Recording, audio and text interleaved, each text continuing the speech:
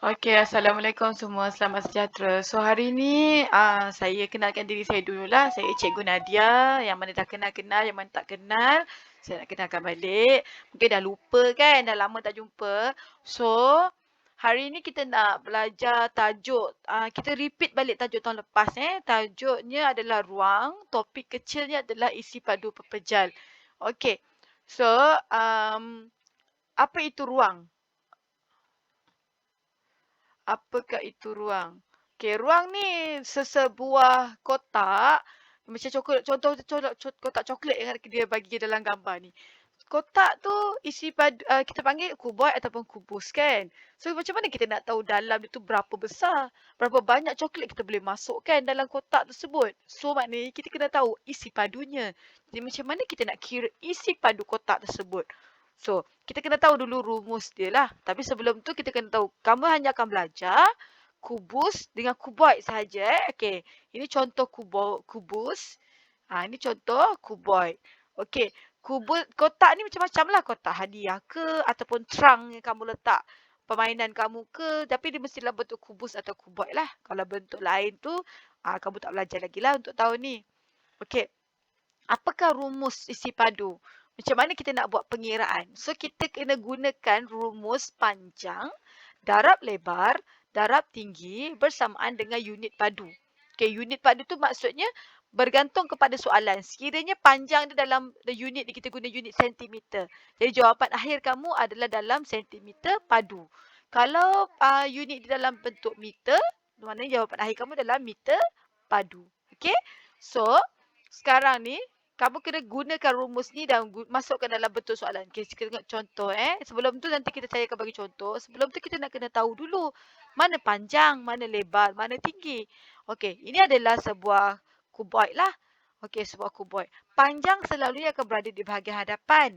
Okey, sama ada kanan ke kiri ataupun kiri ke kanan. Okey, jika ini panjang, maka garis setentangnya, ini adalah garis setentang untuk panjang. Ini juga garis setentang untuk panjang. Dan ini juga garis setentang untuk panjang. Okey, contohlah dalam soalan dia hanya nyatakan di sini. Dia tulis kat sini. Contohnya situ 7 cm. Jadi mana panjangnya? Inilah panjang. Kita gunalah ini sebagai panjang. Okey, kita boleh gunakan. Dia janji di garis setentang lah dengan yang depan ni. Okey, di mana lebarnya? Lebar berada di bahagian sisi ataupun di bahagian tepi kotak. Tepi kuboid. Okey, ini tepi. Ini adalah lebar. Jadi garis setentangnya adalah ini adalah garis setentang untuk lebar dan ini juga adalah garis setentang untuk lebar. Jadi jika soalan tu bagi kamu dekat sini, mana kamu boleh gunakan dia sebagai lebar lah. Untuk lebar kubus tersebut ataupun kuboid tersebut. Okey, di mana tingginya? Tinggi daripada bawah ke atas ataupun daripada atas ke bawah kita panggil sebagai tinggi. Okey, tinggi, garis setentang untuk tinggi. Ini adalah garis setentang untuk tinggi. Ini juga garis setentang untuk tinggi dan ini juga garis setentang untuk tinggi. Okey. So, sekarang bila kamu tengok tinggi, bila kamu dah tahu di mana panjang, di mana lebar, di mana tinggi, barulah kita boleh masukkan rumus kita. Okey, contoh ini adalah sebuah kuboid. Okey, isi padu kuboid B panjangnya. Okey, ini adalah panjang kan? Kita dah tahu tadi ini garis panjang. Kalau contoh dia tulis kat sini, dia tak tulis kat sini, maka ini adalah panjangnya. Panjang adalah 10 cm. Jadi kita tulislah. Kita tulis siap-siap panjang, darab, lebar, darab, tinggi. Kemudian kita replacekan 10 ni di bahagian bawah panjang. So 10 cm. Lebarnya 6 cm. Tingginya 3 cm. So itulah 10 darab 6 darab 3. Kemudian selesaikan satu persatu. 10 darab 6. 60 cm persegi. Kemudian hasil darab tadi, darab pula dengan 3.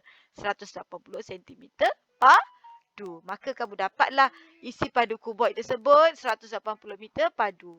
Okey, kita tengok pula kubus. Okey, kubus bermakna setiap sisi sama panjang. Itu adalah kata kunci. Kadang-kadang soalan dia hanya bagi kamu satu sisi sahaja.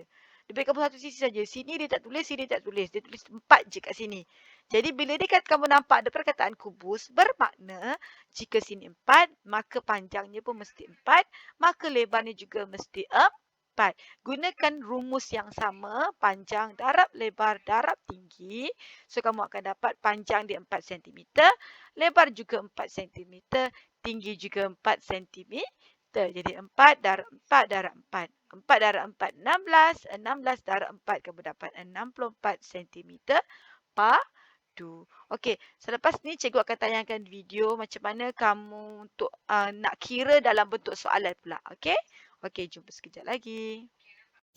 Okey, so sekarang berdasarkan soalan, kita nak buat berdasarkan soalan contoh-contoh soalan yang mungkin akan keluar. Okey, contohnya, rajah di bawah adalah sebuah kubus dan sebuah kuboid. Hitung jumlah isi padu kedua-dua pepejal. Jadi apa kata kunci dia sekarang? Kata kunci yang pertama, kubus. Okey, kata kunci yang pertama, kubus. Kata kunci yang kedua adalah kuboid. Okey. Tapi yang kata kunci yang paling penting adalah kubus. Kuboid ni dia tak penting sangat. Yang paling penting kubus. Awak kena pasti kalau disebut kubus maksudnya apa? Kalau disebut kubus maksudnya setiap sisi sama panjang. Okey, so kemudian hitung jumlah. Jumlah bermaksud operasi tambah. Okey, buatkan simbol tambah dekat atas perkataan jumlah siap-siap. So, hitung jumlah tambah isi padu. Isi padu pun kata kunci juga. So, apa maksud isi padu? Apa pula maksud isi padu? Isi padu bermaksud panjang darab lebar darab tinggi. Okey, kita mudahkan panjang darab lebar tinggi ataupun P. Saya buat kat sini lah. P darab L darab T. Awak macam tu. So, mudah untuk awak tengok. So, awak tahu dah apa yang nak kena buat. Okey, so awak dah tahu dah. Kedua-dua perjalanan inilah, 1, 2 lah. Okey, labelkanlah senang. Kita labelkan. Bila kita ada gambar rajah, kita labelkan A dan B. Okey, selesai Sampai sini, baru sampai sini. Saya harap semua faham. Saya ulang balik. Rajah di bawah adalah sebuah kubus dan sebuah kuboid. Kubus bermakna setiap sisi sama panjang. Hitung jumlah bermaksud tambah. Isi padu panjang darab lebar darab tinggi. P darab L darab T. Kedua-dua pepejal. Okey, so maknanya apa yang awak kena buat adalah awak kena cari isi padu dulu. Okey, darab dan tambah. Mana kita buat dulu? Kita buat darab dulu. Sebab kita nak cari isi padu A. Kemudian kita nak cari isi padu B. Baru kita boleh tambahkan. Faham? Okey, so sekarang apa kita buat? Kita tambahkan dulu A. So A, kita cari isi padu A. A panjang darab lebar darab tinggi. Okey, memandangkan saya dah kata kubus setiap sisi sama panjang. Makna panjang dia 3 cm. Makna lebar pun mestilah 3 cm juga. 3 cm. Dan tingginya juga mestilah 3 cm. Jadi 3 darab 3 cm darab 3 cm darab 3 cm. Okey. So kita selesaikan satu-satu dulu ya. 3 cm darab 3 cm 9 cm kuasa 2 darab lagi dengan 3 cm. Kita dapat 27 cm padu. Okey, ini untuk A. Kemudian kita tengok cari pula untuk B. Kita cari untuk kubus yang pertama. Kemudian kita dah selesai kubus, kita tinggal sekejap. Tinggal sekejap je tau. Jangan tinggal terus. So, kita cari B pula. Okay, B sama juga panjang darab lebar darab tinggi. Okay, panjang dia berapa? Panjang dia adalah 5 cm.